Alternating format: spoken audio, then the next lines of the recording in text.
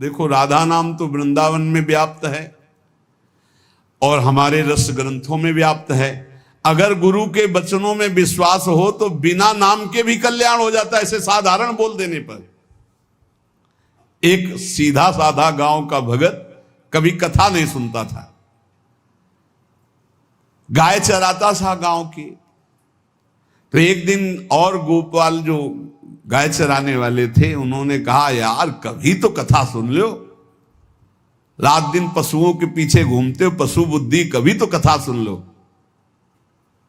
तो एक दिन सोचा दोपहर के भोजन गांव में पाएंगे जाके अपने घर में, और कथा हो रही वहीं से निकल लेंगे, जो सुन लेंगे तो सुन लेंगे। खड़े खड़े वहां चर्चा चल रही थी, जिसने मनुष्य जन्म लेकर के गुरु मंत्र नहीं लिया और नाम जब भगवान का नहीं किया, उसका जीवन मुर्दा, व्यर्थ जीवन। चला गया सुन के, और बार बार वही दिमाग में कि पंडित जी कह रहे थे गुरु मंत्र नहीं लिया और नाम जप नहीं किया तो मुर्दा जीवन। जिन हरि भगत हृदय नहीं आनी, जीवित सौ समानते प्राणी।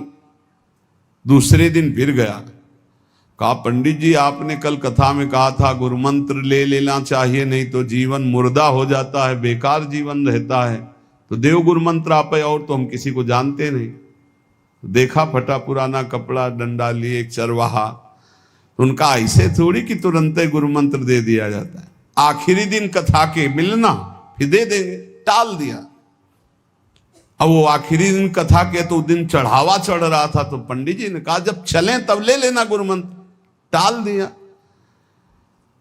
अब वो जब आखिरी दिन के बाद हो, तो उस समय घोड़े पे बैठ सब सामान लाद के पंडित जी चलते थे, वो तो सब सामान लाद के चलने लगे हो। तो पीछे पंडित जी आप जो कह रहे थे कि गुरु मंत्र देंगे, आप गुरु मंत्र दे दीजिए। पंडित जी रबड़ी पवाई गई थी, घोड़े से उतरे, घोड़ा एक भगत के यहां खड़ा किया और लोटा लिया और भागे, क्योंकि सोच लगी थी। अब वो भगत किसान आदमी, गांव का गंवार आदमी पीछे लगे, पंडित जी अरे गुरु मंत्र दे दो, कितने दिन से टहला रहे हो आप। अरे उनका यार मतलब सोच का पैसा, तू गुरु मंत्र की बात कर। अब वो पीछे लगा कि अब हम नहीं जाने वाले, आपने सब सामान लाद ली थी, भगवान की कृपा कहो कि आपको सोच लगी आई, नहीं तो आप हमको तो गुरु मंत्र ही नहीं देते, हम आपको नाम पर विश्वास की बात। पंडित जी तो दात गपोचन, जय गुरुदेव की जय गुरु। वो दबकाए है दात गपोचन, मतलब एकदम मूर्ख आदमी, तो सोच तो। वो प्रणाम कर लिया, जय गुरुदेव, धत गपोचन धत गपोचन। जपना न राधा न कृष्ण न राम न हरि। घर आया, बोले आज से गाय चराना बंद। बोले क्यों? बोले गुरु मंत्र मिल गया, अब हम भजन करेंगे, हमारा जीवन मुर्दा नहीं रहेगा, अब जीवन सार्थक रहेगा। और मेहनत करने वाला आदमी, गाय चराने वाला आदमी, अब शुरू हो गया बैठ के धत गपोचन धत गपोचन। अब इसमें न कोई भगवान नाम है, न कोई मंत्र है, न प्रणव है, न नमो नमः, कुछ नहीं।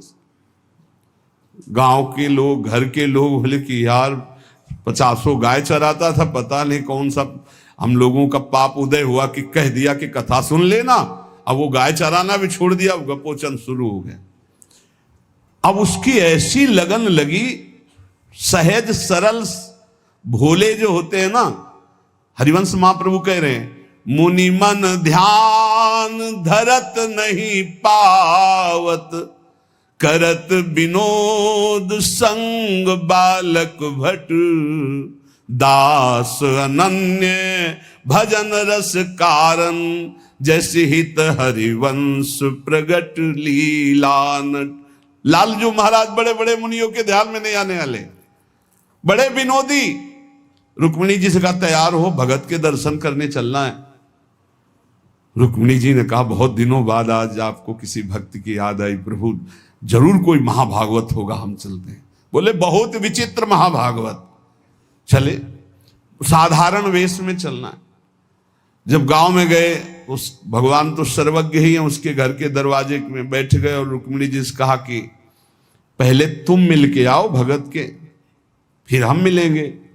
रुक्मिणी जी ने कहा हाँ ये उत्तम बात है, पहले हम उनको दर्शन दे के और दर्शन करके आती है। तो आंख मूंदे ऐसे, न खाना न पीना, धद गपोचन।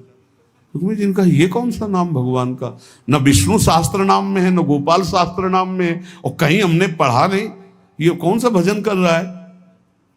कहे किसका भजन कर रहे हो, चुप रहा। फिर किसका भजन कर, 2-3 बार तो गुस्सा के आंख खोला, देखा कोई स्त्री, तो बोले तुम्हारे खसम का भजन कर रहे हैं, और किसका कर रहे हैं। वो रुक्मिणी जी आ गई, बोले बहुत जानकार भगत है प्रभु द्वारिकाधीश से कहा बहुत जानकार भगत है। बोले क्यों, बोले हमने कहा कि किसका भजन कर रहे हो, देखो हम इतना छुप के गई थी लेकिन वो पहचान गए, वो कह रहे तुम्हारे खसम का भजन कर रहे थे। अब भगवान ने कहा हाँ तभी तो हम आए भगत जोड़कर। बोले प्रभु आप दर्शन बाद में करना, जाके पहले हमारा प्रश्न बता दो, प्रश्न का उत्तर दे दो कि आपके विष्णु शास्त्र नाम, गोपाल शास्त्र नाम, बहुत से नाम हैं, ये नाम तो हमने कभी नहीं सुना। भगवान ने कहा ये नाम हमको तो बहुत प्यारा है। बोले आपको कब, मतलब ये कब कैसे नाम रखा गया। बोले बहुत प्यारा है, हमारा ब्रज का रखा हुआ नाम है, ब्रज में मैया ने रखा था। कैसे रखा था। बोले एक दिन मैं माखन चोरी कर रहा था, सखा के कांधे पर खड़ा हुआ, ऊपर माट में हाथ डालकर मक्खन पूरा ऐसे खाता जाता, सखा को पवाता जाता। इतने में मैया और गोपी जन आ गई।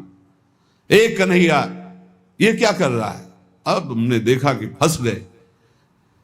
हमने कहा कि मैया हमें बहुत भूख लगी थी और देखा कि इसमें चींटी चढ़ी हुई है, तो हम चींटी निकाल रहे थे। तो बोले चींटी कैसे निकाल रहे थे, यहां पूरा हाथ सना हुआ है तुम्हारा चींटी। बोले अरे भैया तू बावरी, जब चींटी को ऐसे निकालने करते वो अंदर चली जाती है तो खबो खबो के निकाला, इसलिए ऐसा इतना हाथ हो। बोले यहाँ मुंह में भी जब तुम्हारे मक्खन लगा, एक मक्खी बार बार उड़ रही थी तो हम ऐसे मारा तो पूरा मुंह में मक्खन लगा। मैया ने कहा धत गपोचन। बोले ये उस समय का नाम रखा हुआ है, मेरा बाल गोविंद में जब मैया ने रखा था मक्खन चोरी के समय उस।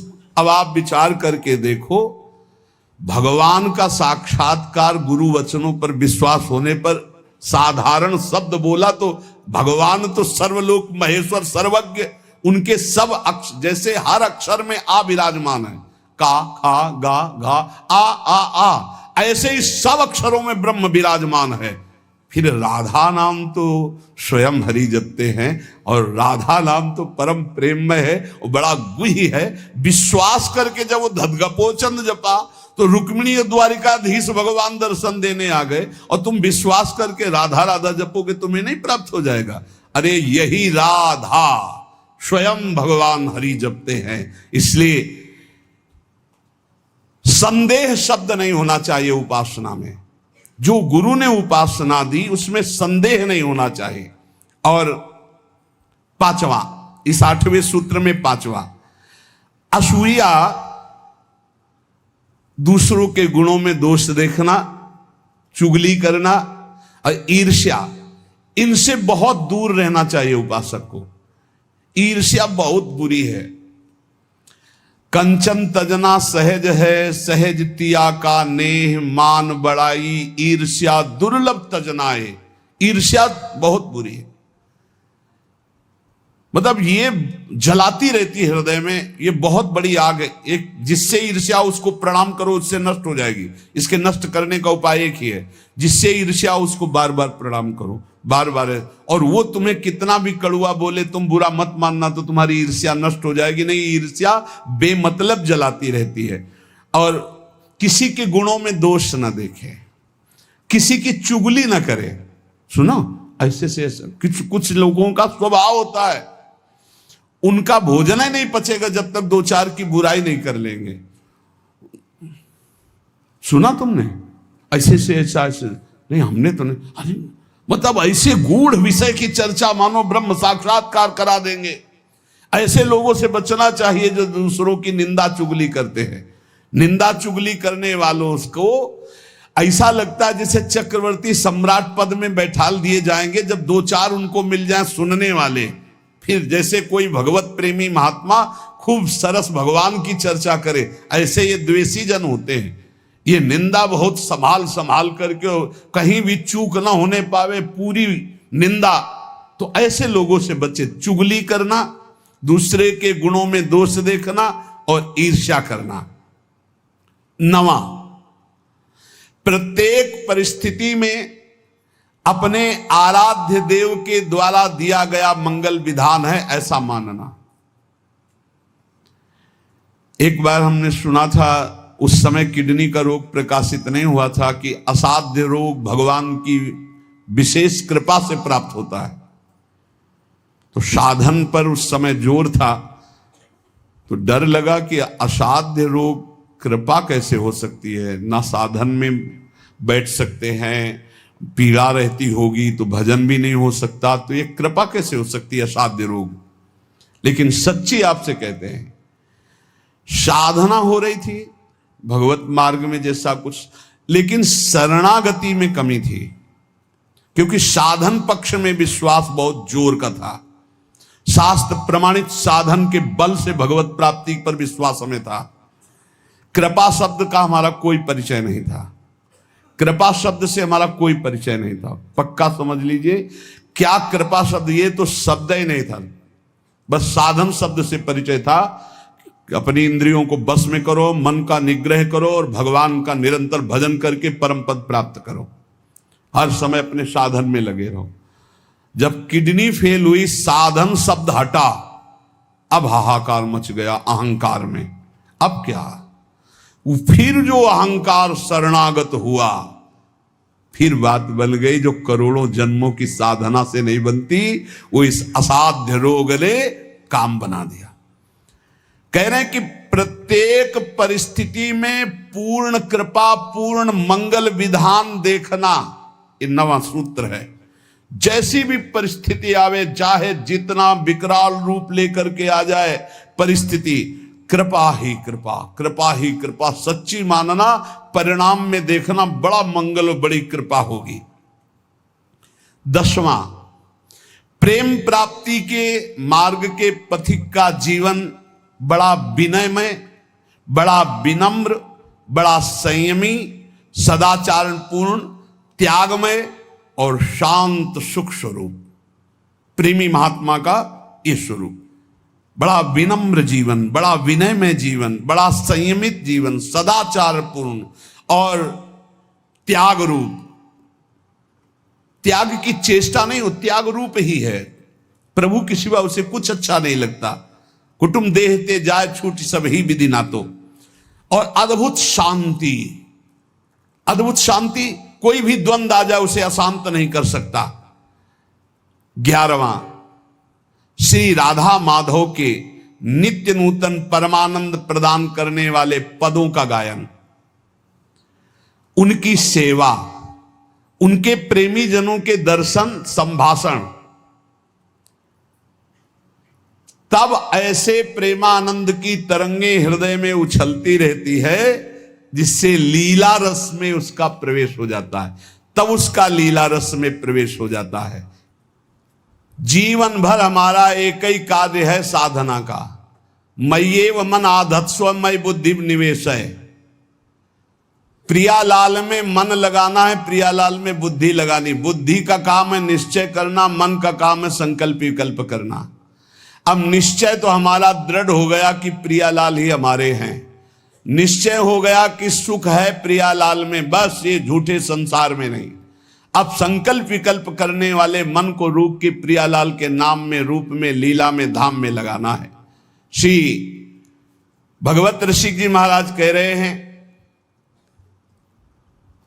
हम शिष्य श्यामा श्याम के गुरु, हम श्यामा श्याम। बड़ी ऊंची स्थिति की बात कह रहे हैं। ये तभी होती जब हमारा मन और बुद्धि का निश्चय केवल श्यामा श्याम में है। देखो, ये गुरु शिष्य का संबंध, प्रियालाल से संबंध दृढ़ होने के लिए है। वही श्यामा श्याम अपने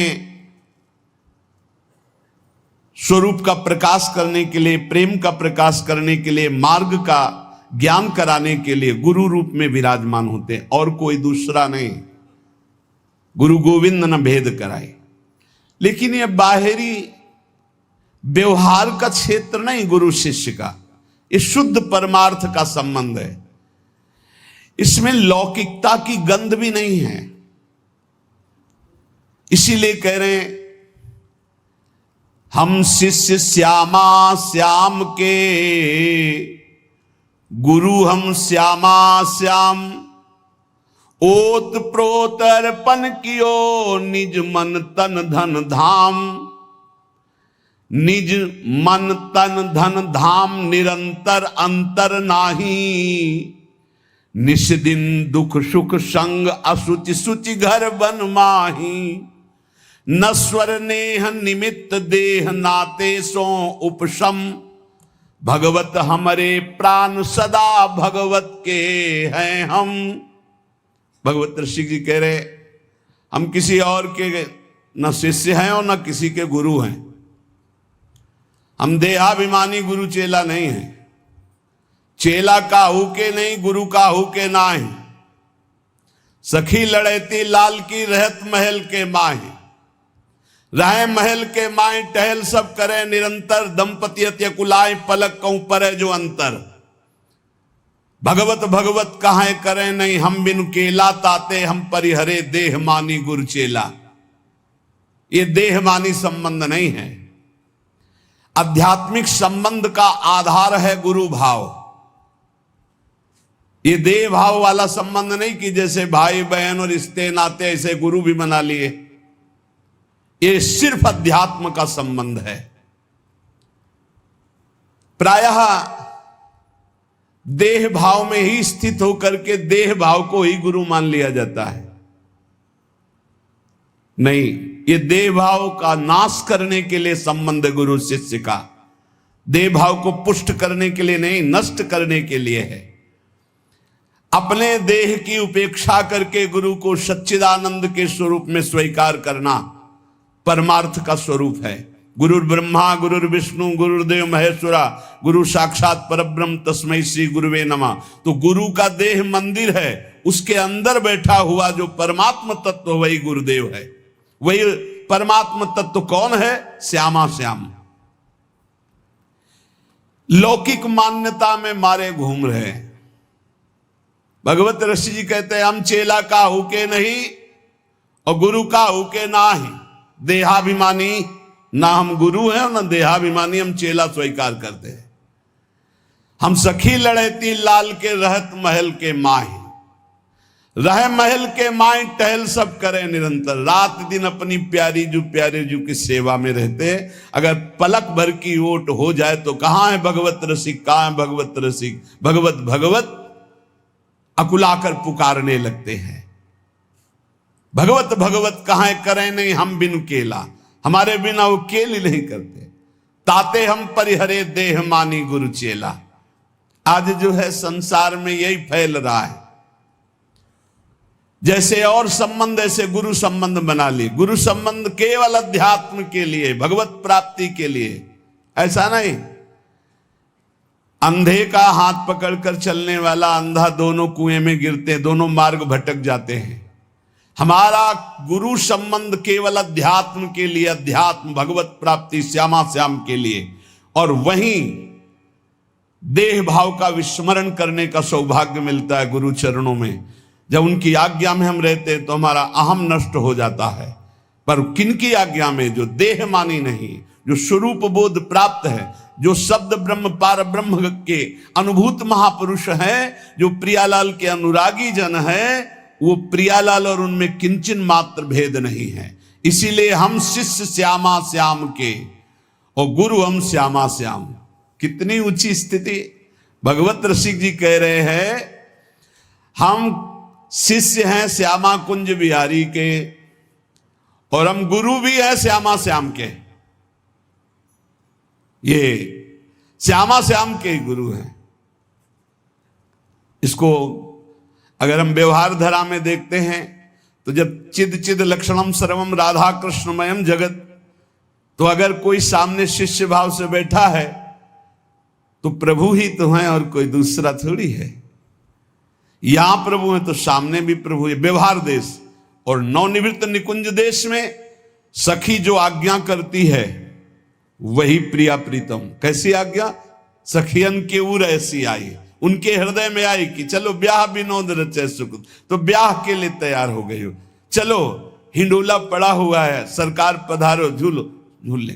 जैसा सखी आदेश करती वैसे ही प्रिया प्रीतम की जैसी रुचि वैसे सखी की इच्छा।